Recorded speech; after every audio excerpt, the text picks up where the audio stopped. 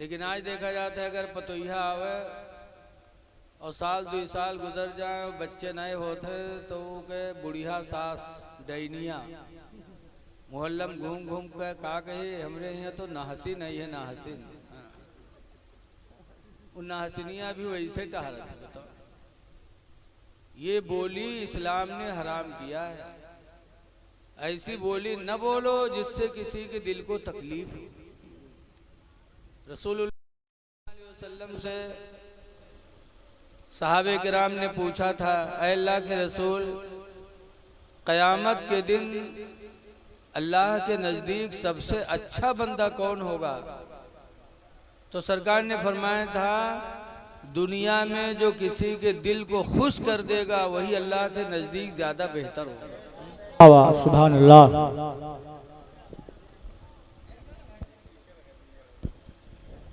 काहे गलत बोले थे काहे?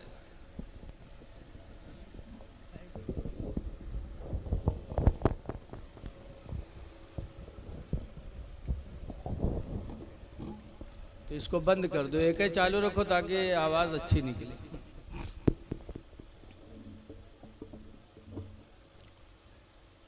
इसीलिए अल्लाह ताला कुरान करीम में फरमाता है, क़ूलू लिन्नासि हुस्ना, लोगों से तुम अच्छी बोलियां बोला करो। कुछ दे नहीं सकते सबको तो अच्छी बोली तो बोल सकते हो।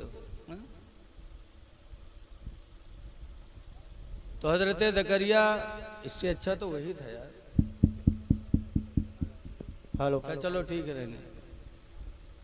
हजरत ज़करिया काफ़ी उम्र हो चुकी थी लेकिन अल्लाह की रहमत से नाउमीद नहीं थे। अल्लाह से मांगा करते थे तो अल्लाह ताला ने हजरत जिब्रील अलैहिस्सलाम को भेजा, कहा जाके बस ज़करिया से कह दो, या ज़करिया इन्ना नुबश्शिरुका बिग़ुलाम, ऐ ज़करिया हम तुमको एक लड़की की खुशखबरी देते हैं, इस्मुहु यहया, जिसका नाम यहया होगा।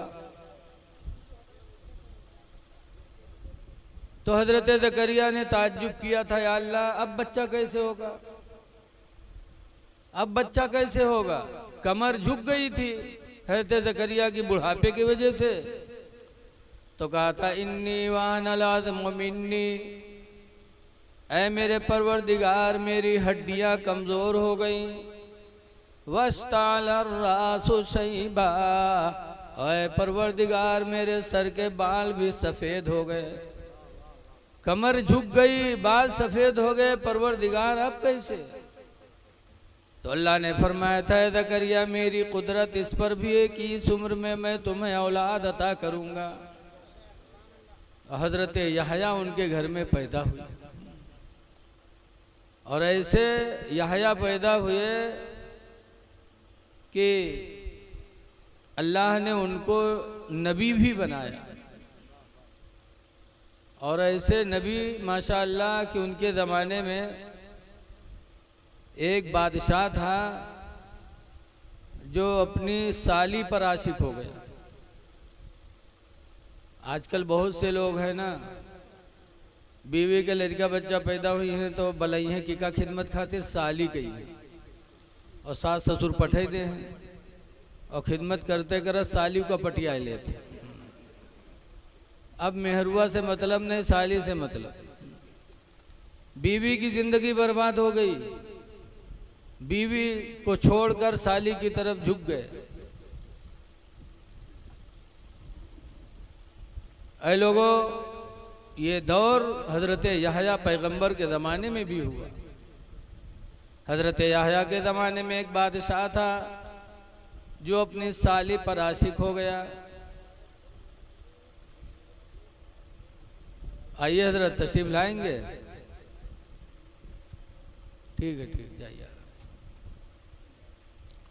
आशिक हो गया और हजरत यहया से कहा कि मैं अपनी साली को भी अपने निकाह में रखूंगा।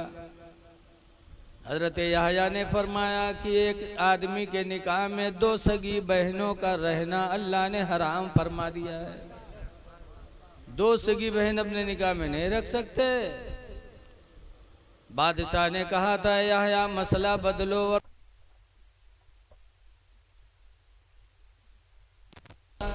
अल्लाह का हुक्म तो नहीं बदल सकता, जान तो ले सकते हो लेकिन हुक्म इलाही को नहीं बदल। हजरत यहया को बादशाह ने कत्ल करा दिया। हजरत यहया कत्ल हो गए, शहीद हो गए, लेकिन खुदा के फरमान में कोई बदलाव नहीं होने दिया, जान दे दी। बहरकैफ अल्लाह ताला इस पर कादिर है कि जब चाहे जितने बच्चे जिसको चाहे दे दे। हमरे वहाँ रुपैडिया गांव के पास एक गांव है रंजितवा, वह कबड़िया बिरादरी एक मुल्ला जी हैं, उनके 18 लड़का हैं। अल्लाह जिसको चाहे दे दे। और 18 लड़का मुल्ला जी के हैं। बॉर्डर के मामला नंबर 2 के धंधा कह के लड़का इतने मालदार हो गए सब कि अब प्रधानी उन्हीं करत है।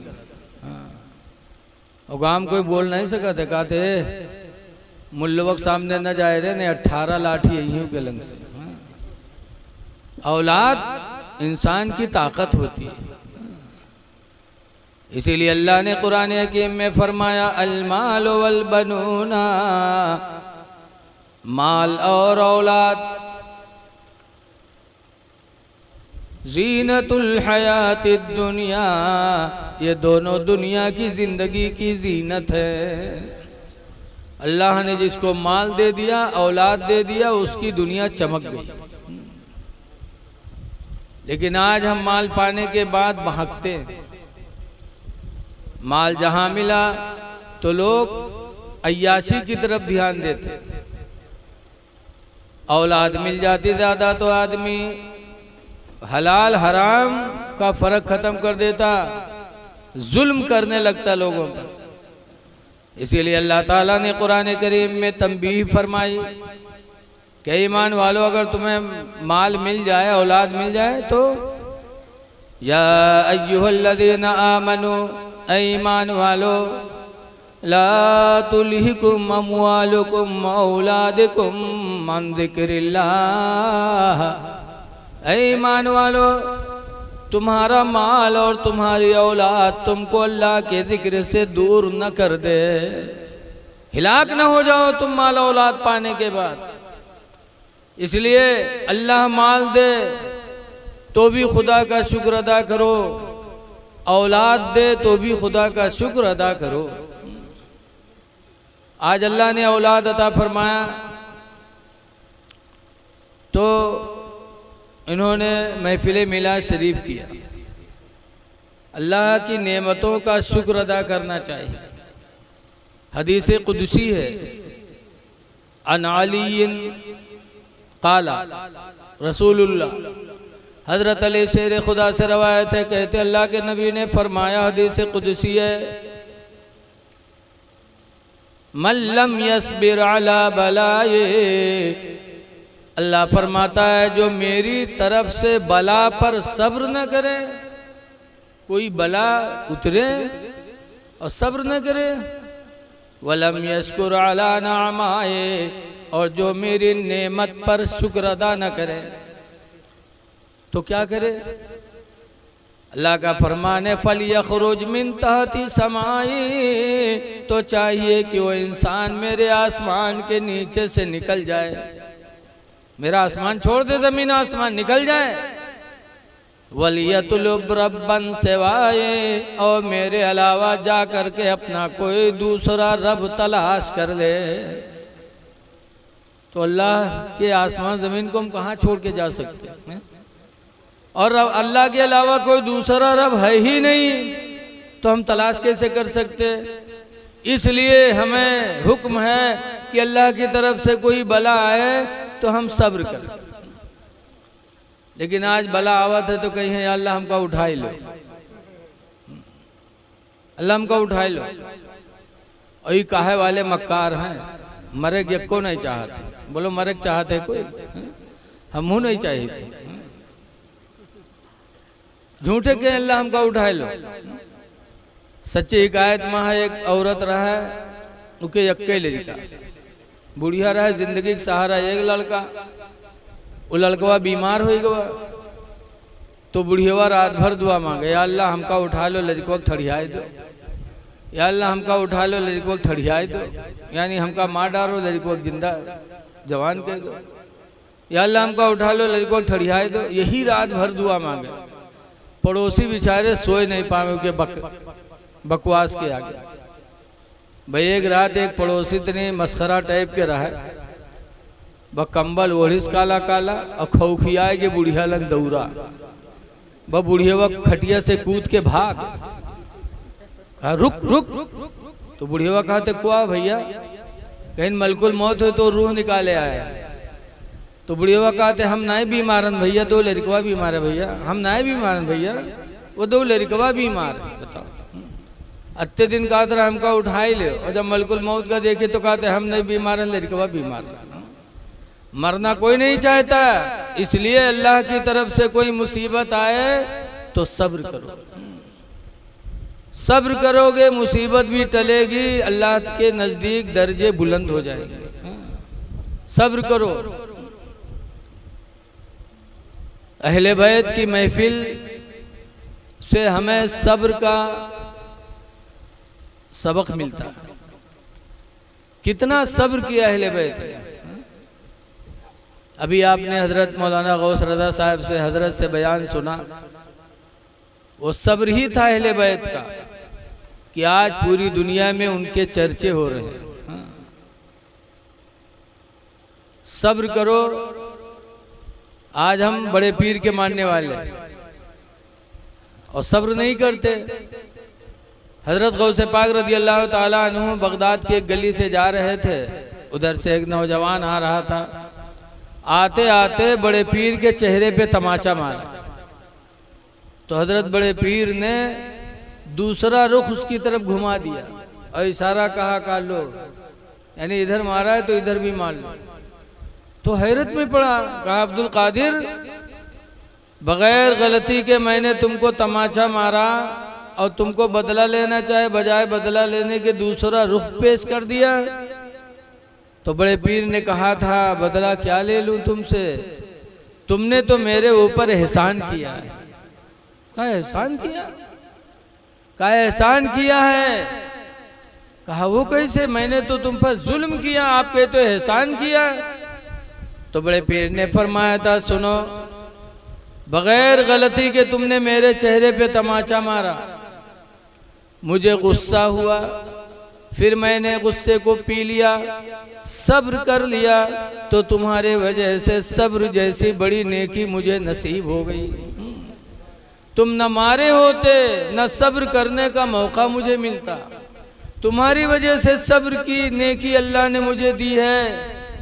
बदला तो नहीं, लेकिन मैं वादा करता हूं कि अगर अल्लाह ने क़यामत के दिन मुझे जन्नत दी तो मैं तुम्हें साथ में लेकर के जन्नत में जाऊंगा, अगर अल्लाह ने जन्नत दी।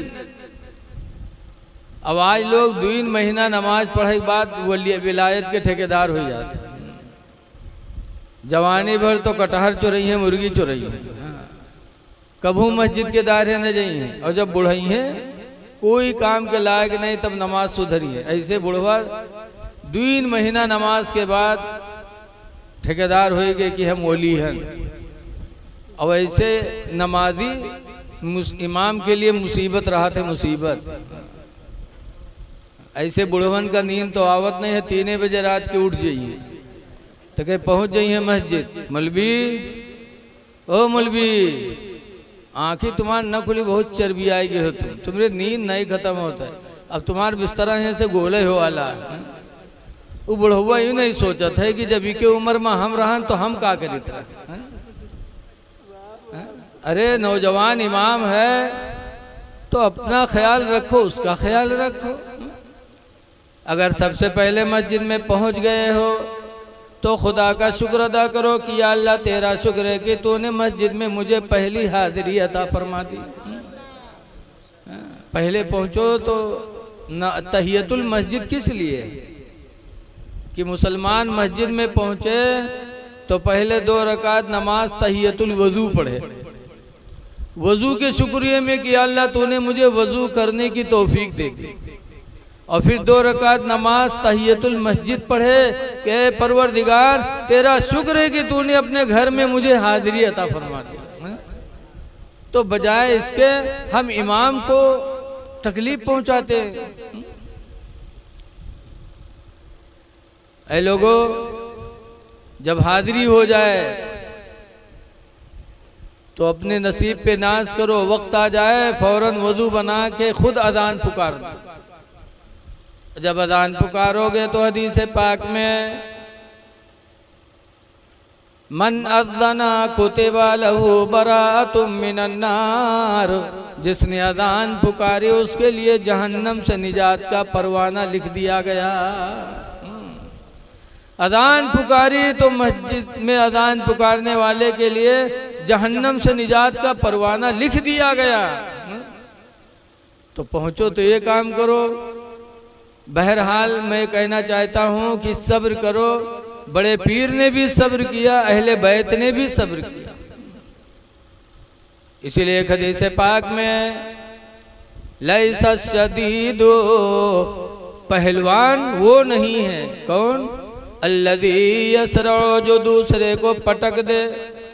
बल शदीदु, बल्कि पहलवान तो वो है अल्लज़ी यमलकु अला नफ्सिही इंदल ग़ज़ब, जो गुस्सा के वक्त अपने नफ्स पर काबू कर ले। गुस्सा आए और किसी पर हाथ न चलाए, गुस्सा आए और अपने मुंह से बुरी बोली न बोले।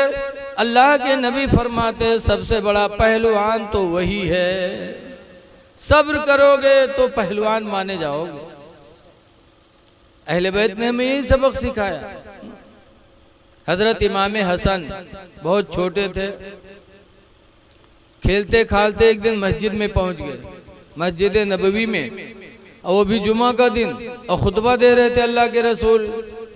हसन पहुंचे तो हुजूर ने हसन को उठाया, खुतबा देना बंद किया, हसन को उठाया और अपने करीब में बिठाला। उसके बाद फरमाया, ऐ लोगो, मेरा ये बेटा हसन अनकरीब जब मुसलमानों में फूट पैदा हो जाएगी और मुसलमान 2 हिस्सों में बढ़ जाएंगे, उस वक्त मेरा बेटा हसन मुसलमानों के दरमियान में सुलह करा के और सबको एक करा देगा। ये हुजूर ने हसन के बारे में फरमाया था। ये भी तो इल्म गैब है। बोलो है? हम क्या करेंगे हमको पता नहीं, कल आप क्या करोगे आपको पता नहीं। और हसन अभी बचपना है और फरमाया एक ज़माना आएगा कि मेरा बेटा हसन मुसलमानों के बीच में सुलह करा के मुसलमानों को एक करा देगा। और जो सरकार ने फरमाया वो हो के रहा। हजरत अली शेर खुदा रज़ियल्लाहु अन्हु सरकार के आखिरी खलीफा। देखो आज कुछ नासमझ हैं जो नापते हैं कि अली बड़े थे कि अबू उमर बड़े थे, अबू बकर बड़े थे। ऐ लोगों, हुजूर के चारों खलीफा बरहक हैं और सब की आपस में मोहब्बत थी। हजरत इमाम हुसैन जब पैदा हुए, हुजूर को पता चला तो नहीं पैदाइश का वक्त था। हुजूर सल्लल्लाहु अलैहि वसल्लम ने अपने दोस्त अबू बकर को लिया, कहा अबू बकर फातिमा के घर चलते हैं, चलो। हजरत अबू बकर गए साथ में। अंदर हुजूर चले गए और हजरत अबू बकर से कहा अबू बकर यहीं खड़े रहो, किसी को अंदर आने नहीं देना। कह दिया, खड़े हो गए हजरत अबू बकर। थोड़ी देर के बाद हजरत अली आए तो अंदर जाने लगे तो हजरत अबू बकर ने रोक दिया, कहा ना नहीं जा सकते हो, अल्लाह के रसूल ने हमें खड़ा किया है कि कोई आएगा तो अंदर न जाने देना। तो हजरत अली कहते हैं ठीक है, हुजूर ने कहा है किसी को अंदर ना आने देना, लेकिन ये मेरा घर है, मेरे बारे में तो नहीं कहा कि अली को ना आने देना, इसलिए मैं जाऊंगा। हजरत अबू बकर कहते हैं ना जाने नहीं दूंगा। अगर सरकार ने ये कहा कि किसी को अंदर ना आने देना, तो ये भी नहीं कहा है कि अली को अंदर आने देना, इसलिए हम जाने नहीं देंगे। बात हो ही रही थी, इतने में हुजूर तशरीफ लाए और कहा अली मुबारक हो, अल्लाह ताला ने औलाद अता फरमाई। तो हजरत अली कहते हैं या रसूल अल्लाह मैं उसका नाम हर्ब रखूंगा। हर्ब माने लड़ाई, चूंकि हजरत अली शेर खुदा को जंग से बड़ी मोहब्बत थी, शेर थे अल्लाह के। हुजूर ने फरमाया नहीं अली मैंने उसका नाम हुसैन रखा। तो सहाबा में बड़ी मोहब्बत थी। एक मरतबा हजरत अबू बकर रदी अल्लाह ताला अन्हु जा रहे थे, उधर से हजरत अली आ रहे थे, मुलाकात हुई तो हजरत अबू बकर मुस्कुराने लगे हजरत अली को देखकर। तो हजरत अली पूछते हैं अल्लाह के रसूल ऐ अबू बकर आप मुझे देख के मुस्कुरा रहे हैं? कहा क्यों ना मुस्कुराऊं, सरकार ने फरमाया है कि कयामत के दिन जन्नत में जाने का टिकट अली बांटेंगे, अली टिकट बांटेंगे जन्नत में जाने की। इसलिए आपके मर्तबे को सुनकर मुझे खुशी हुई और मुझे मुस्कुराहट आ गई। तो हजरत अली कहते हैं कि अबू बकर मैंने भी हुजूर से सुना है, हुजूर ने फरमाया है कि अबू अली जन्नत में जाने का टिकट उसी को देना जिसके दिल में अबू बकर की मोहब्बत होगी। ये सहाबा का दर्जा है। बहरहाल इमाम हसन के बारे में सरकार ने फरमाया कि सुलह कराएगा। हजरत अली शेर खुदा रदी अल्लाह ताला अन्हु की शहादत हुई। मदीने मुनव्वरा में एक औरत थी यहूदिया, बड़ी खूबसूरत थी। उस पर एक शख्स आशिक हुआ जिसका नाम है अब्दुल रहमान इब्ने मुलजिम, और आशिक होने के बाद निकाह का पैगाम भेजा कि मैं तुमसे निकाह करना चाहता हूँ। उस यहूदिया ने कहा कि आप मेरा महर नहीं दे सकते। कहा क्यों? कहा 3 तरह का महर लूंगी, एक 10,000 दिरहम लूंगी, 2 नंबर पे खिदमत का एक गुलाम लूंगी, और तीसरे नंबर पर अली शेर खुदा का सर लूंगी, जो उनका सर काट कर मुझे देगा मैं उससे निकाह करूंगी। दुनिया का कुत्ता तैयार हो गया। कहा 10,000 दिरहम मेरे पास है, गुलाम भी मेरे पास है, अली का सर नहीं है, आज रात में उनका सर काट के लाता हूँ। ये कहा रमज़ान की 19 तारीख थी। तलवार तेज किया, कूफा की जामे मस्जिद में गया और दरवाजे के बगल में खड़ा हो गया। जानता था कि मस्जिद में सबसे पहले नमाज पढ़ने के लिए आते हैं तो हजरत अली आते हैं। सबसे पहले मस्जिद में हजरत अली पहुंचते थे। गया, दरवाजे के बगल में खड़ा हो गया। 19 रमज़ान थी, रात में हजरत अली शेर खुदा ने सहरी खाई, रोज़े की नियत किया और रोज़े की नियत करके मस्जिद कूफा तशरीफ लाए। और जैसे दरवाजे पे कदम रखा वैसे ही अब्दुल रहमान ने तलवार मारी तो हजरत अली शेर खुदा की कनपट्टी कट गई, सर का हिस्सा भी कुछ उसी में लगा। हजरत अली ज़मीन पे आए, देखते हैं कि खुदा के घर में मेरी शहादत हो रही है और वो भी रोज़े की हालत में, रमज़ान के महीने में। तो हजरत अली खुश हुए और फरमाते हैं फुस्तु बिरब्बिल काबा, रब्बे काबा की कसम मैं तो कामयाब हो गया, मैं कामयाब हो गया। हजरत अली शेर खुदा को लोग ले गए। अब्दुल रहमान कत्ल का वार करके भगा, इमाम हसन ने पकड़ लिया, घर में ले जाके बंद किया। हजरत अली शेर खुदा के सामने दूध का प्याला लाया गया। आखिरी वक्त था, कहा अल्लाह के शेर दूध पी लीजिए। हजरत अली शेर खुदा फरमाते हैं दूध का प्याला पहले मेरे कातिल को पिलाओ। कहाँ है मेरा कातिल? हसन ने कहा अब्बा मैंने उसको घर में बंद किया। हजरत अली का सब्र देखो, फरमाते नहीं नहीं, पहले दूध का प्याला मेरे कातिल को पिलाओ, खुदा जाने किस वक्त से मेरे कत्ल के इंतजार में वो खड़ा रहा हो। भूखा होगा, कमरे में बंद कर दिया तुमने, प्यासा होगा, खौफ और दहशत से उसके हलक सूख गए होंगे। पहले दूध का प्याला मेरे कातिल को ले जाओ पिलाओ। हजरत अली ने वापस करवाया दूध का प्याला, उसके पास लोग लेकर के गए, कहा ले। हजरत अली ने दूध का प्याला दिया है, पी ले। तो उसने कहा ना, मैं नहीं पी सकता। लोग वापस लाए, हजरत अली ने देखा, कहा क्या हुआ, कहा उसने इनकार कर दिया। तब हजरत अली की आंख में आंसू आए, फरमाते हैं अफसोस मेरा कातिल बड़ा बदनसीब निकला। मैंने तो अहद कर लिया था कि अगर मेरे हाथ का दूध का प्याला अगर मेरा कातिल पी लेगा तो क़यामत के दिन में अपना खून माफ़ करके रसूलुल्लाह से इसकी शफाअत करा दूंगा। लेकिन मेरा कातिल बड़ा बदनसीब निकला। और ये कह कर के 21 रमज़ान को हज़रत अली शेर खुदा की शहादत हो गई। चलते चलते हज़रत अली ने भी सब्र का पैगाम दिया। कातिल से बदला लेने के लिए नहीं कहा हज़रत अली ने, बल्कि आखिरी वक्त अपने कातिल को दूध का प्याला पेश किया था। ऐ लोगों, सब्र करो। अहले बैत ने हमें हर हाल में सब्र की तलकीन फरमाई।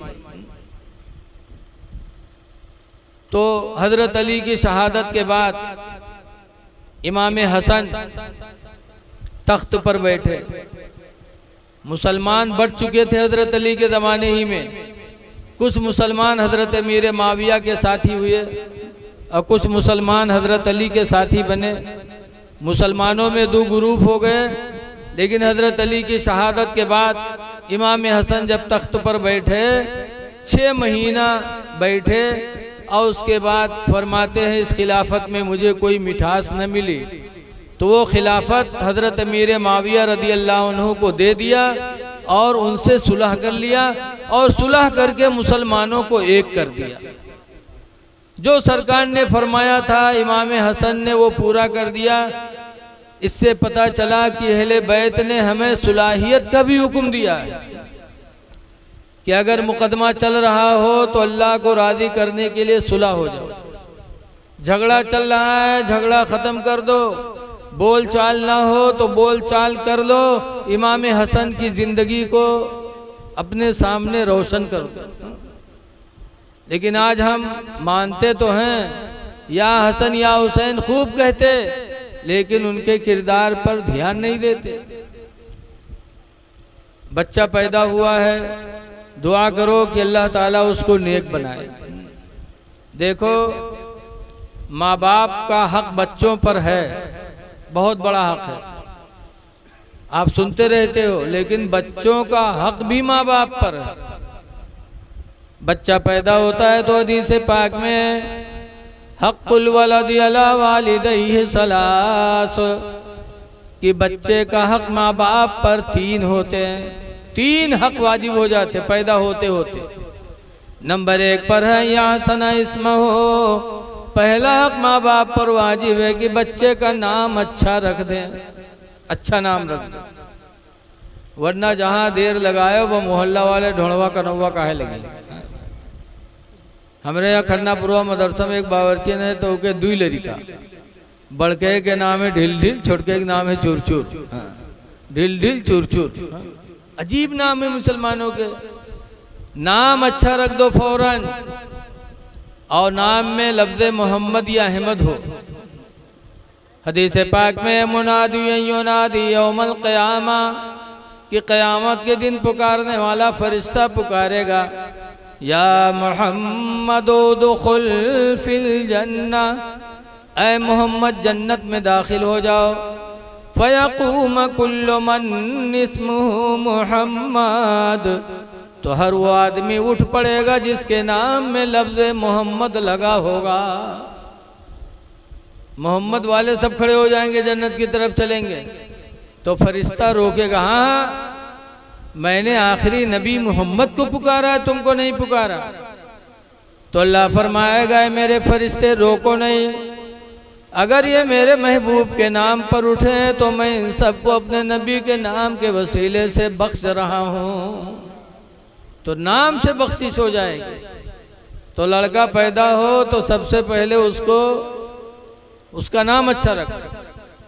और दूसरे नंबर पर है वयुअल्लिमुहुल किताब, और बच्चा पैदा हो तो उसको दूसरे नंबर पर है कि उसको कुरान का इल्म सिखाओ, कुरान पढ़ा दो। माँ बाप पर वाजिब है कि बच्चे को कुरान पढ़ाएं। लेकिन आज न बाप पढ़ा न माँ पढ़ी, बेटे को कैसे पढ़ाएंगे? ऐ लोगों, कुरान पढ़ लो। बंबई में एक सेठ हैं, अगरीपाड़ा में सेठ निसार, 94 साल की उनकी उम्र हो गई थी और कुरान नहीं पढ़ा। 94 साल की उम्र में अल्लाह ने दिल में डाला और मस्जिद के इमाम को बुला बुला के उन्होंने अल्हम्दुलिल्लाह कुरान हकीम पढ़ लिया। तो ये ना सोचो कि हम 35 साल के हैं, 40 साल के हैं, कुरान कैसे पढ़ें। पढ़ो। माँ बाप पढ़े हो तो माँ बाप से औलाद पढ़ ले। मियाँ बीवी में अगर न पढ़े हो तो एक दूसरे को पढ़ा दे। बताते हैं एक आदमी की शादी हुई और बीवी रुखसत हो गई।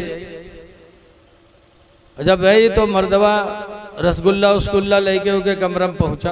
पहली रात में यही सब होते हैं। मिठाई उठाई लेके पहुंचा, बहुत जोरदार सलाम मारिस। लागत है कि हातिम ताइक फेल की है। 100 रुपल्ली रसगुल्ला में यहाँ बड़ा रुआ। गवाह बड़ी जोरदार से कहे सलाम अलैकुम। औरतिया जवाब दी। उसके बाद पूछिस कि कुछ पढ़े बढ़े हो? तो सटपटान कहे सर यूं का पूछ लिए। तो चुप। पढ़े रहा है ने तो चुप रहा, बड़ा चालू रहा है। सोचिस कि अगर कहे थे हाँ पढ़े हैं तो आज नहीं तो कल तो पोल खुलिन जी। और सोचिस अगर कहे थे नहीं पढ़े हैं तो पहली रात में बेइज्जती होते, तो चुप रहा। लेकिन औरतिया फिर कहिस कह रहे कुछ पढ़े बढ़े हो? तो कहिस काहे रे तू घर में रहा है कि इम्तिहान ले रे? तो कहने न पढ़े हो तो पढ़ लो। कही सब पढ़ ली। 35 साल के हो गए न, कमाए जाए कमाए कमाए तुका खवाई कि पढ़े जाई रे। तो औरतिया कहिस पढ़ लो, रात रात पढ़ो, दिन में कमाओ, रात रात पढ़ लो। तो कुछ नहीं बोला। दूसरे दिन जब फिर पहुंचा तब फिर औरतिया कहेला कि पढ़ ले रे, अल्लाह के वास्ते पढ़ ले। तो कहीं रात रात को पढ़े रे? तो कहे अल्हम्दुलिल्लाह मेरे माँ बाप ने कुरान पढ़ा के भेजा है, मैं कुरान पढ़ी हूँ, तुम्हें रात रात पढ़ा दूंगी। तो कहे अच्छा तुमसे पढ़ी है। अगर गांव में कोई जानेगा तो कत्ती बड़ी बेइज्जती हुई कि फलानवा आपने मेहरुआती पढ़ा थे। तो औरतिया कहे पढ़ लो, न तुम बताओ न हम बतेबे, कोई कैसे जानी, पढ़ लो। तो फिर कुछ नहीं बोला। तीसरी रात के जब गवा तो फिर औरतिया कहेला पढ़ ले रे, अल्लाह के वास्ते पढ़ ले। तो कहा था पीछे पड़गी हो पढ़ तो ले, लेकिन अगर कहूँ अपनी सखी सहेली में नाम ले लियो तो तुम्हारे रखो दांत हम राखब ना हम। तो कहीं न बतेबे रे, अल्लाह के वास्ते पढ़ ले। तो पूछिस कौन किताब ले? तो औरतिया कहे जाओ बगदादी कायदा ले आओ।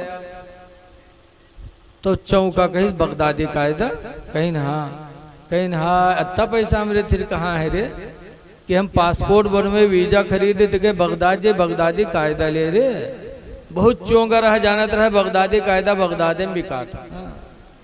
और अतिया कहे सुनो इसके नाम है बगदादी कायदा, सब कहूँ बिकात है, हिंदुस्तानों में बिकात है। कहे अच्छा। तो गवाह किताब ले दुकान पर, दुकान वाले से कहे भैया बगदादी कायदा है? कहीं ना है। तो लिही सुके बाद उका हाथ में लेके नहीं चला, उका घुमाए के चौगला बनाए के जेब में धरी। कहीं रस्तम कोई देख न ले, कोई पूछ लीस तो मुँह से निकर न जाए कि पढ़े जाए। बहरहाल लेके गया। खुश नसीब बीवी ने पढ़ाना शुरू किया। नौजवान था, एक ही हफ्ता में बीवी ने बगदादी कायदा ख़त्म करा दिया। जब पहली किताब ख़त्म हुई तब उसकी हिम्मत बढ़ी। भैया मैक में अत्ते आवाज़ है का हो? अल्लाह जाने पहले अत्ती बड़ी मशीन रहत रहा है तो 5 कोस तक आवाज़ जात रहा है।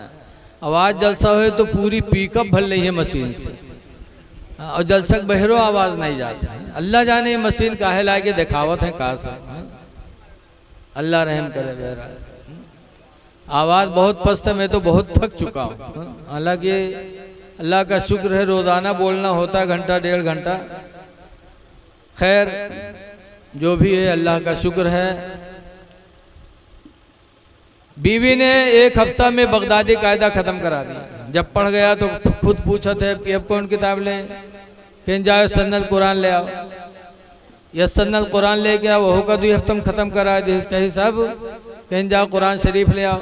कुरान शरीफ लेके आवा, 2.5 महीना में बीवी ने अपने शौहर को 25 पारा पढ़ा दिया। जब 25 पारे हो गए तब अपनी बीवी से कहा थे, आए रे 25 पढ़ गए हैं, 5 रह गए हैं, अभी कोई जान नहीं पैसे, तो नहीं अपनी सखी सहेली में कहूँ बताओ कि हमरे आदमी पढ़े हैं, अब खुदे प्रचार करावेला। बीवी ने कहा घबराओ ना, तुम्हारे नाना के मामला आखिरी चलत है, उनके सयुम में यहाँ आउट हो जी। कहीं नू कैसे, कहीं तुम्हारे नाना मरे वाले हैं, मरी हैं, तीसरे दिन सयुम होई, गांव के लोग मस्जिद में जुटी हैं, कुछ चना पढ़ी हैं, कुछ कुरान पढ़ी हैं, तो उस दिन तुम कुरान पढ़े हो चना ना पढ़े हो, तो गांव वाले दिखिए तो खुद ब खुद जान जाइए कि फलन वो पढ़े हैं। कहीं हाँ बात तो सही है, अल्लाह मर्जी के नाना के मामला डामा डोल चलता रहा है और ख़त्म होएगा। जब ख़त्म हो गया नाना, तीसरे दिन सयुम भवा, तो गांव वाले मस्जिद में जुटे, तो यहू आदमी टोपी ओपी लगाई पहुंचा। जब मस्जिद में पहुंचा तो देखे कुछ लोग कुरान पढ़ते हैं, कुछ लोग चना पढ़ते हैं, तो ये कुरान वाले की तरफ बढ़ा कि जय हम कुरान पढ़ी, और के सथीवे जो रहे वो चना पढ़त रहे। वो जब देखें तो इका पकड़ के खींचिन कुर्ता, कहीं यहाँ आओ रे, यहाँ रे, बाहर कुरान वाले हैं रे, चना यहाँ रे, यहाँ आओ, जानत रहे ना हम पढ़े ना यूँ पढ़े, तो ये कहे नहीं आज हम कुरान पढ़ रहे। सथीवे पूछी नहीं कैसे, कहीं हम कुरान पढ़ेंगे, कहा कब से रे, कहीं आज से। साथी लोग छोड़ दीन, गया कुरान उठाया और शुरू किया, बिस्मिल्लाह करके अलहम्दो पढ़ा, अलिफ लाम मीम पढ़ा, तो सथीवे सोचिन की हो सकते कहूँ पूछ पूछ के याद कर ली सोई, लेकिन जब वर्रक उल्टिस और आगे पढ़े लाग तब सथीवन के नहीं बर्दाश्त बा, कहीं हाय अल्लाह यूँ कब पढ़ेगा, तो उठे गए इनके कुरान बंद कर, बंद की। तो सतीवे पूछी ना रे तू पढ़े कब रे, जिंदगी भर हरहा हमरे साथे चराए, चोरी छिंदरई हमरे साथे की है, तू पढ़े कब रे और कहाँ पढ़े है, तो कहे इस घर माँ, कहीं को पढ़े इसे, तो कहे घर माँ, पूछे कहाँ पढ़े तो कहे घर माँ, और पूछे किके पास पढ़े तो कहे घर माँ, बीवी के नाम नहीं बतावे, घरे घर बक्का। साथी ये समझ गए कि कुछ नहीं इसकी बीवी ने पढ़ाया, तो साथी दुआ मांगने लगे, अल्लाह जैसे मेरे साथी को तूने नेक बीवी अता किया कि मेरा साथी जाहिल था कुरान का कारी बन गया है, परवरदिगार ऐसे ही नेक बीवियां हम लोगों को भी अता कर दे। खुश नसीब हो इंसान जिसे नेक औरत नसीब हो जाए। बीवी ने कुरान पढ़ा दिया। कुरान पढ़ाने के बाद बीवी ने एक दिन मचल के कहा, मेरे प्यारे शौहर एक तमन्ना हमारी और है। कहा क्या? कहा कुरान नहीं पढ़ते, कुरान पढ़ गए, मेरी दूसरी तमन्ना यह है कि नमाज पढ़ लिया करो। बट गुस्सा आएगा, कहे अच्छा उंगली पकड़े हो तो पखौरा पकड़े कोशिश करते हो, कुरान पढ़ा पाए तो नमाज पर जुट गए ही नहीं हो। तो कहते सुनो 5 वक्त की नमाज फर्ज है, 4 वक्त तुम्हारी मर्जी, 1 वक्त की नमाज हमारे कहने से पढ़ लो। फजर के टाइम उठते हो तो ज़रा 10 मिनट पहले उठ लो, वज़ू बना लो, नमाज फजर पढ़ लो, कुरान की तिलावत भी हो जाएगी और नमाज फजर अदा होगी, जिसकी वजह से अल्लाह तुम्हारे चेहरे पे नूर बरसाएगा। हदीस पाक में मन तरका सलातल फजरी, जिसने नमाज फजर को छोड़ा, फलैसा फी वजही नूरुन, तो उसके चेहरे पे नूर न होगा, यानी चमक न होगी। मियाँ बीवी नमाज फजर पढ़ें, इंशाअल्लाह फजर की बरकत से अल्लाह चेहरे पे और रौनक देगा, दोनों में ऐसी मोहब्बत होगी कि कभी तलाक की नौबत आ ही नहीं सकती। बीवी ने समझाया, शौहर के समझ में बात आ गई, नमाज फजर पढ़ने लगा और ऐसी बरकत फजर की मिली कि 5 वक्त का नमाजी हो गया, नमाजी बन गया। माशाअल्लाह नेक बीवी मिली तो शौहर कारी कुरान हो गया, नमाजी भी बन गया। और जब नमाज पढ़ा दिया तब फिर बीवी ने एक दिन कहा, ऐ मेरे प्यारे शौहर एक तमन्ना हमारी और है। कहा क्या? कहा जाहिल थे कुरान के कारी बन गए, बेनमाजी थी नमाजी बन गए, अब तीसरी तमन्ना यह है कि जो अल्लाह ने दिया है वो ले लो और कम पड़े तो मेरे गले का जेवर बेच दो, कान के जेवर बेच दो और चले जाओ हज बैतुल्लाह कर लो, हज कर लो, खुदा का वो घर देख लो जिस घर के बारे में नबी ने फरमाया मन नज़रा काबा, जिसने काबा को एक नजर देखा, ईमान व तस्दीका, ईमान और तस्दीक के साथ साथ, फखरजानिल खताया,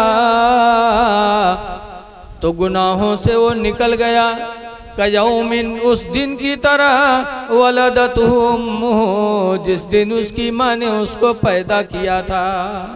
चले जाओ हज बैतुल्लाह कर लो।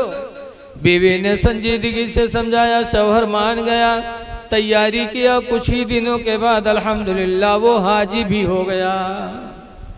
पता चला जब नेक औरत होती है तो शौहर की जिंदगी में इनकलाब पैदा होता है। इसलिए लोगों, बच्चा पैदा हो तो नाम अच्छा रखो, उसको कुरान की तिलावत, कुरान पढ़ा दो। और तीसरे नंबर पर फरमाया वयुज़व्वजहु इज़ा बलगा, और जब लड़का बालिग हो जाए तो उसका निकाह कर दो। निकाह भी बहुत सवाब का काम है। हदीस पाक में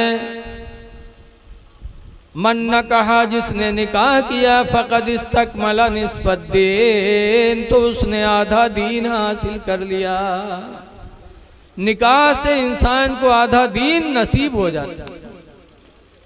तो बच्चे पैदा हों तो उनके हुकूक हम पर वाजिब होते हैं, उनके हुकूक को हम अदा करें, और माँ बाप के हुकूक बच्चों पर क्या है वो सब आया है।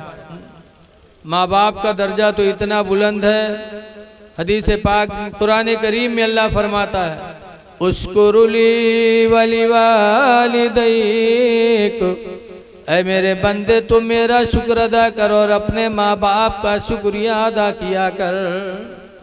माँ बाप का शुक्र अदा करो, खुदा का शुक्र अदा करो।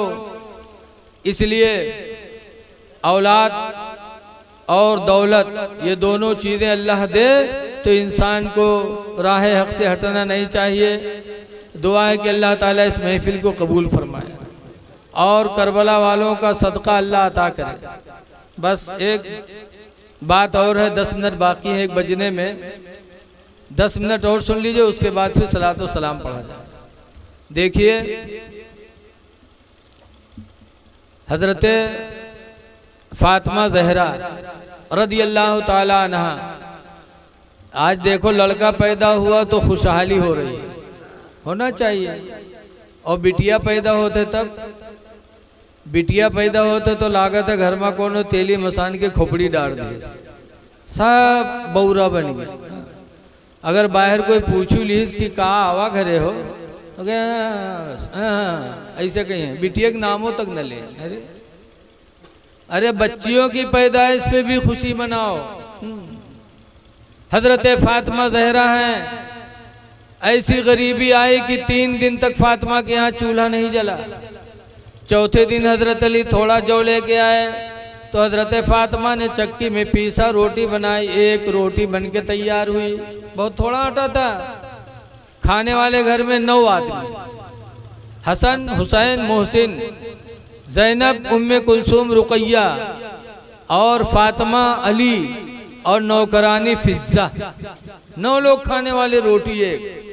लेकिन जब खाने बैठे तो हजरत फातिमा ज़हरा को अपनी बाप की याद आई कि मैं तो खाने जा रही हूँ और मेरे अब्बा रसूलुल्लाह ने खाया कि नहीं खाया।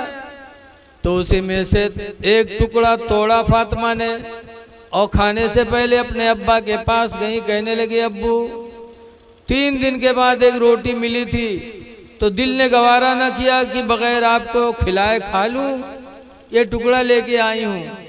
अल्लाह के रसूल ने उसमें से एक नवाला लिया और मुंह में रखा और फरमाते, फातिमा आज ये तुम्हारे बाप के मुंह में 1 हफ्ता के बाद ये पहला लुक़मा जा रहा है। ये अहले बैत का सब्र था। फातिमा 3 दिन की भूखी तो उनके अब्बा 7 दिन के भूखे। लेकिन यकीन जानो है लोगों, फातिमा 3 दिन की भूखी होने के बावजूद भी एक रोटी थी घर में, लेकिन बगैर बाप को खिलाए खाना गवारा न किया। आवाज लड़के अलग हो जाते, बढ़िया बढ़िया खा रहे हैं, पका रहे हैं, माँ बाप ने खाया कि नहीं खाया, लड़कों को कोई फिक्र नहीं। लड़कियों से मोहब्बत करो, लड़कियां भी माँ बाप से बेपनाह मोहब्बत करती हैं। लड़कियों की पैदाइश पे भी खुशी मनाओ।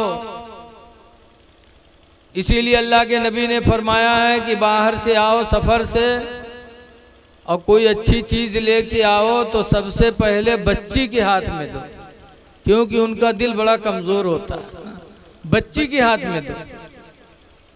हम और आप अगर कुछ लेके आए थे तो किका दिया जाता, न बप्पा न महतारी, न भाई न बिटिया न लड़का, लेते लावत आवा जाते तो सबसे पहले चौधराइन के हाथ में, बेगम साहिब के हाथ में, और उनके हाथ में धरा का अगर बिटिया कौन हो आएगा कहे अम्मा तेनी लाव दे दे तो महतरिया का के भाग तू का खवैबे, तब लड़कवक बोले ही आओ, लड़कवक बैठा के खवई, ठीक है। वही लड़कवा जवान हुई और के बीवी है, जब इनका लतियावे शुरू करी तब बीवी, तब बिटिया याद है। तब बिटिया अगर कहूँ ससुराल से मैका आई तो रात भर महतरिया होकर सोवे न दी, फुसुर फुसुर, तोर भौजैवा हमका परेशान करता है, तोर भैया हमका परेशान करता है, जिंदगी दूभल है, रात भर दुख अपने बिटिया से है। ये पहले याद कर लिए होते। ऐ लोगों, जहाँ बच्चों से हमें प्यार है वहीं बच्चियों से भी होना चाहिए, लेकिन आज बच्चियों को बड़ी गिरी निगाह से देखते। बाबागंज के पास एक करीम गांव है, वहाँ गए हम तकरीर करें तो एक साहब घरे बुला लेके चाय पिए, चाय बनत रहा है, बैठे रहा, बातचीत होता रहा है। बातचीत होते हो तो उसे हम पूछा भैया बच्चे वच्चे करते हैं, तो बोलते रहेगा वो कि बुढ़िया महतारी टाई से बोर पड़ी। कहते रहे मौलाना भैया बच्चे कहाँ, 4 ठोर भवानी है। कहे मौलाना भैया बच्चे कहाँ, 4 ठोर भवानी है। तो हम कहा भवानी को है? कहने रहे 4 ठोर बिटिये हैं। हम कहा तोबा तोबा, तुम बिटियन का भवानी कहा था? तुम हो तो कब भवानी रही भैया, अब भवाना बनी हो तुम? तुम्हें शर्म नहीं आती? बच्चियों को भवानी कहती हो। अल्लाह के रसूल अपनी बच्ची फातिमा को मोहम्मद की जान कहते थे। जब भी सरकार ने फातिमा को पुकारा तो फरमाए मोहम्मद की जान। वो फातिमा ज़हरा है। क्या मकाम है फातिमा का कि हज़रत फातिमा ज़हरा अपने अब्बा के इंतकाल के बाद फातिमा ज़हरा इतना गम में मनाई कि ज़िंदगी भर कभी हंसी नहीं। 6 महीना जिंदा रही बाप के बाद, लेकिन हंसी नहीं, कभी मुस्कुराई नहीं। और 6 महीने के बाद रमज़ान की तारीख थी 3, अपने शौहर अली को बुलाया। बुलाने के बाद फरमाया अली आज रात मैं रुखसत हो जाऊंगा, लिहाजा मेरी वसीयत सुन लो। पहली वसीयत यह है कि मेरे मरने पर रोना चिल्लाना नहीं, सीना ना पीटना मेरे रोने पर। फातिमा वसीयत कर रही हैं। आज हम लोग रोते हैं और सबसे ज्यादा को रोवत है पतोइहा। सास ससुर का जिंदगी में कौरा न पूछी, और जब सास ससुर मरी है तो सबसे ज्यादा चिल्लाता, सीना पीट के रोई, गिरी राग धूं से, फिर उठाई है लोग, फिर गिरी धड़ाम से, लागत है यहू साथे चली जाइए, ताकि गांव वाले जाने कि अपने सास ससुर का बहुत मजा आता है। अल्लाह दिल देखता है, रोने से कुछ नहीं होता। आला हजरत इमाम अहले सुन्नत फरमाते हैं आँखें रो रो के सुजाने वाले, आँखें रो रो के सुजाने वाले, और जाने वाले नहीं आने वाले, जाने वाले नहीं आने वाले। और फातिमा दूसरी वसीयत करती हैं कि अल्लाह के शेर मेरे इंतकाल के बाद मेरे बच्चे हसन हुसैन को मारना नहीं। और तीसरी वसीयत किया कि मेरे मरने के बाद एक तंदुरुस्त औरत से शादी कर लेना, उससे एक लड़का पैदा होगा जिसका नाम अब्बास अलमबरदार होगा। कुछ दिनों के बाद मेरे बेटे हुसैन पर करबला में मुसीबतें आएंगी तो मेरा बेटा अब्बास मेरे हुसैन का मददगार बनेगा। और चौथी वसीयत किया कि जब मेरा जनाजा लेकर चलना तो मेरे जनाजे पे चादर डाल देना, क्योंकि जिंदगी गुजर गई, किसी अजनबी इंसान की निगाह मेरे ऊपर न पड़ी तो मैं नहीं चाहती कि मरने के बाद मेरे लाश पर भी किसी की निगाह पड़े। और पांचवी वसीयत किया कि जब मुझे कब्र में रखना तो फला जगह एक पर्ची रखी, वो पर्ची मेरे कब्र में रख देना, लेकिन पढ़ना नहीं। कहा क्यों? कहा उसमें राज की बात। हजरत अली कहते हैं फातिमा राज की बात मुझे नहीं बताओगी, मैं जिंदगी का साथी हूं तुम्हारा, मुझे नहीं बताओगी, बता दो फातिमा आखिर उसमें है क्या। तब फातिमा ने कहा था कि अली जब आपसे मेरा निकाह तय हुआ था तब मेरे अब्बा ने मुझे बुलाया था, कहा था फातिमा अली से तुम्हारा निकाह कर दूं और तुम्हारे महर में 200 मिसकाल चांदी रख दूं। तो मैंने कहा था अब्बा अली से मेरा निकाह कर दो, ये तो मुझे पसंद है, लेकिन ये महर मुझे पसंद नहीं। चलिए आए। थोड़ी देर बाद हजरत जिब्रील आए, कहा अल्लाह के रसूल अल्लाह ने मुझे भेजा है कि मेरे महबूब से कह दो कि अपनी बेटी फातिमा का निकाह अली से कर दें, और फातिमा के महर में मैंने जन्नत की सारी नेमतें रख दी हैं, जन्नत की सारी नेमतें फातिमा के लिए। हजरत जिब्रील जब बता के गए तो हुजूर ने फातिमा को बुलाया और बुलाने के बाद फरमाया फातिमा खुश हो जाओ, अल्लाह ने तुम्हारे महर में जन्नत की सारी नेमतें रख दी, अभी अभी जिब्रील आके बता के गए। तो फातिमा ने कहा था अब्बू ये महर भी मुझे पसंद नहीं। अरे ये भी पसंद नहीं? कहा ना। कहा फिर क्या चाहती हो?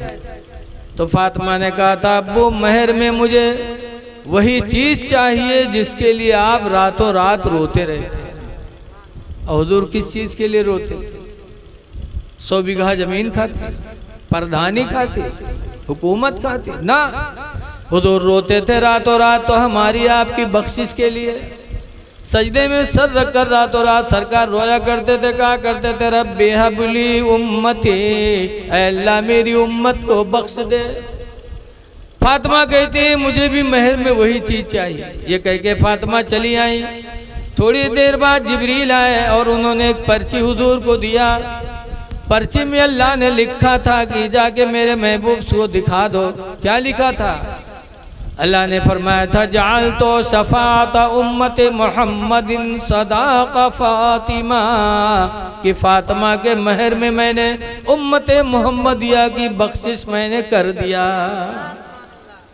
अली निकाह के टाइम से वो पर्ची मैंने बचा के रखी है, मेरे कब्र में रख देना, ताकि कल क़यामत के दिन अगर मेरे अब्बा का एक उम्मती अगर जहन्नम में जाएगा तो पर्ची लेके मैं अल्लाह के सामने खड़ी हो जाऊंगी, अर्ज करूंगी परवरदिगार मेरे महर में मेरे अब्बा की उम्मत की तूने बख्शिश की है, फिर मेरे अब्बा का ये उम्मती जहन्नम में कैसे जाता है। ये फातिमा का लगाव था हमसे तुमसे।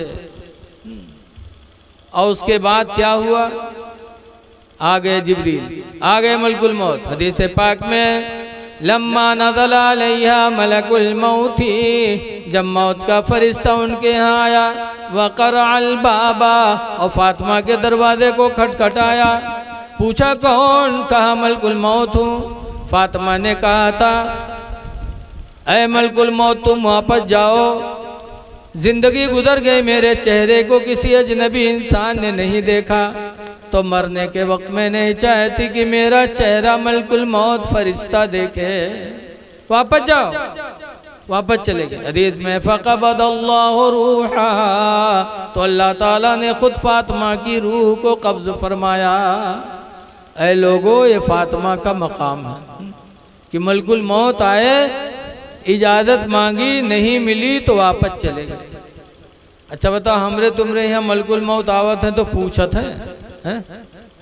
देखा जाता है बप्पा बीमार है, लड़का घेरे बैठे हैं, अब्बा ही बात अब्बा वो बात है, मैं यहाँ बप्पा सट्ट से गायब, कहीं हाँ दे बप्पा गए, गए बप्पा, रोना चिल्लाना पड़ेगा।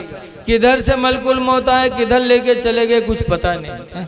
लेकिन फातिमा का दरवाजा है कि मलकुल मौत आके पूछे और इजाजत न मिली तो वापस चले गए। क्या मर्तबा है ले बैत। रमजान का महीना खत्म हुआ, ईद का चांद निकला, हसन हुसैन आए, कहने लगे अम्मी मदीने में सबके कपड़े बने हैं, हम लोगों के कपड़े नहीं बने, ईद का चांद निकल आया। फातिमा ने कहा था बेटा कपड़ा मिलेंगे, तसल्ली दिया। रात हुई, फातिमा ज़हरा ने वधू बनाया और वधू बना के 2 रकात नमाज पढ़ी और नमाज पढ़ के सजदे में सर रख कर दुआ मांगी, या अल्लाह खूब जानता है ईद का चांद निकल आया, मदीने में सबके कपड़े बन गए, हसन हुसैन के कपड़े नहीं मौला, तो इंतजाम फरमा दे। दुआ मांगी। सुबह के वक्त हजरत जिब्रील जन्नती जोड़े ले करके फातिमा के दरवाजे पे आए और दरवाज़ा खटखटाया, पूछा कौन? जिब्रील कहते हैं अहले बैत का दर्जी हूँ, हसन हुसैन का जोड़ा लेके आया हूँ।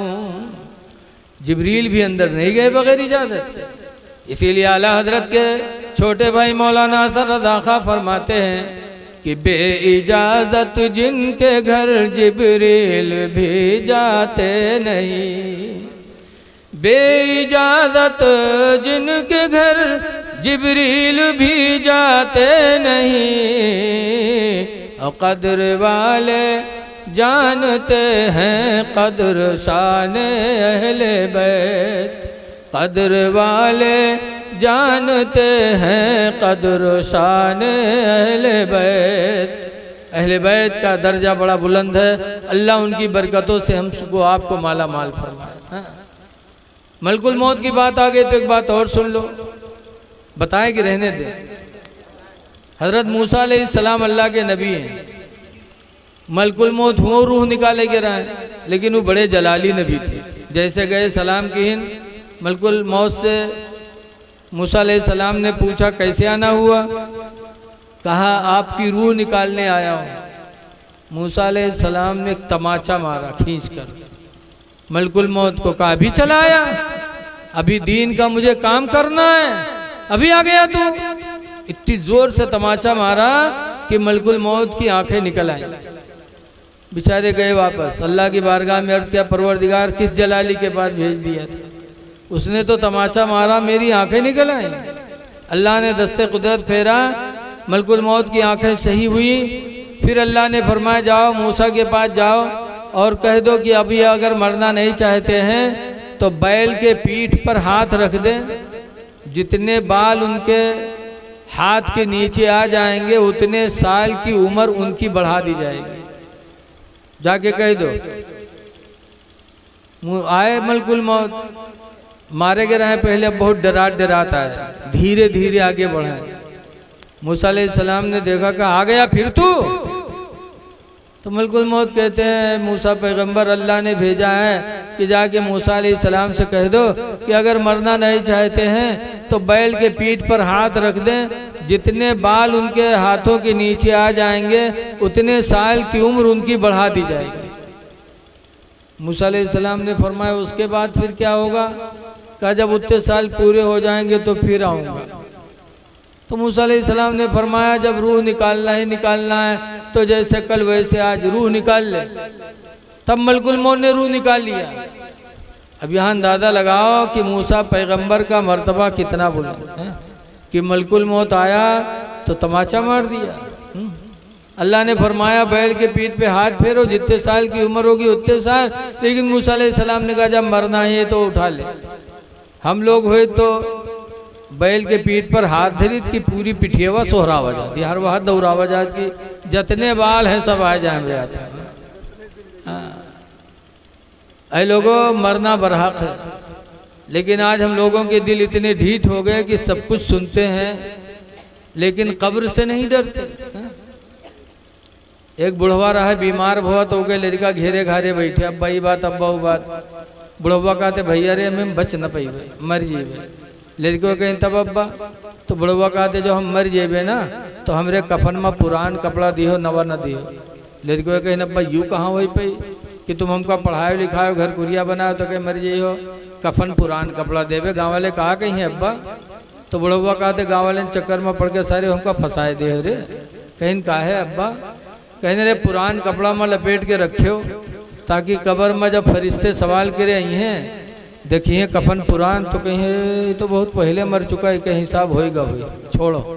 तो छोड़ छाड़ चले जाइए और नवा कफन में लपेट के रखियो, जुड़ते जुट जाइए कि नहीं जुटी है रे। तो ऐसे ऐसे दलाल बुढ़वा पड़े हैं कि जिंदगी भर तो दलाली करबे कि नहीं, मरे के बादो 420 ही करे सोचे बैठे हैं।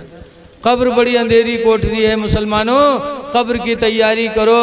आला हजरत फरमाते हैं अपने नबी की बारगाह में दुआई करते हैं, या रसूल अल्लाह खड़े हैं मुनकर नकीर सर पर, न कोई हामी न कोई आवर।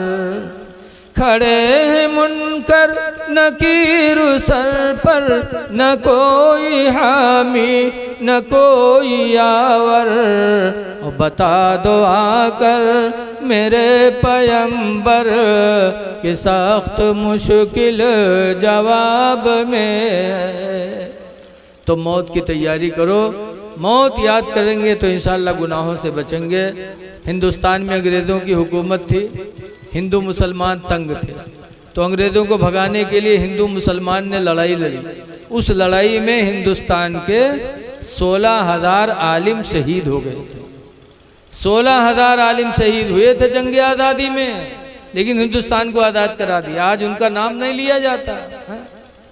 उसी में एक मौलाना किफ़ायतुल्लाह थे मुरादाबाद के, अंग्रेज़ों ने उनको फांसी दिया था। जब फांसी पे चढ़ाया था तब अंग्रेज़ों ने पूछा था मौलाना आखिरी वक्त है कोई आरजू?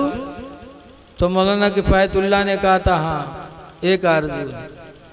गुबराहक आदमी हो तो कहा तेरी मेहरबक बुला लो, देख ली आखिरी टाइम है, लड़कवक बुला लो तेरी बता दे कहाँ कहाँ रुपया बाकी है बताओ। लेकिन मौलाना किफ़ायतुल्लाह से जब अंग्रेज़ों ने कहा था आखिरी वक्त है कोई आरजू हो तो बताओ, तो मौलाना किफ़ायतुल्लाह ने कहा था कि कलम दे दो कागज़ दे दो। कलम कागज़ अंग्रेज़ों ने दिया था, तो उस पर मौलाना किफ़ायतुल्लाह ने लिखा था। क्या लिखा था? चलते चलते जिसका खुलासा है कि लिखा था अंग्रेज़ों तुम मुझे फांसी दे रहे हो ये सोच कर कि इनको मार देंगे और तुम हमेशा यहाँ रहोगे, तुम्हें भी रहना नहीं है। लिखा था कि कोई गुल बाकी रहेगा ना चमन रह जाएगा, कोई गुल बाकी रहेगा ना चमन रह जाएगा।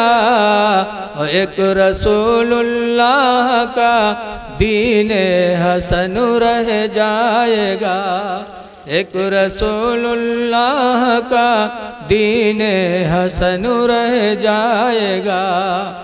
और हम सफ़ीरो बाग में हैं कोई दम के चह चह। हम लोग दुनिया में हम और आप बोल रहे हैं थोड़ी देर के, हम सफ़ीरो बाग में हैं कोई दम के चह चह। और बुलबुलें उड़ जाएंगी सोना चमन रह जाएगा, बुलबुलें उड़ जाएंगी सोना चमन रह जाएगा। अतुल सोकम ख्वाब की पोशाक पे नाज़ान हो।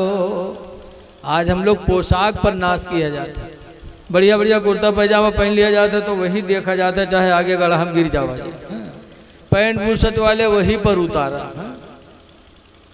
नाज न करो, हमारी माँ बहनें भी बहुत नाश करती कपड़े पर, बढ़िया बढ़िया कपड़ा पहन ले हैं और जेवर पहन ले हैं तो गरीब औरतों को गिरी निगाह से देखती। गिरी निगाह से न देखो मेरी माँ बहनों अपनी बहनों को। अल्लाह ने मना फरमाया वला निसाउ मिन निसा, कोई औरत किसी औरत को गिरी निगाह से न देखे। असा यकुन्ना खैरम मिनहुन्ना, हो सकता है वही औरत तुमसे बेहतर हो जिसको तुम गिरी निगाह से देख रही हो। लिबास पे नाज।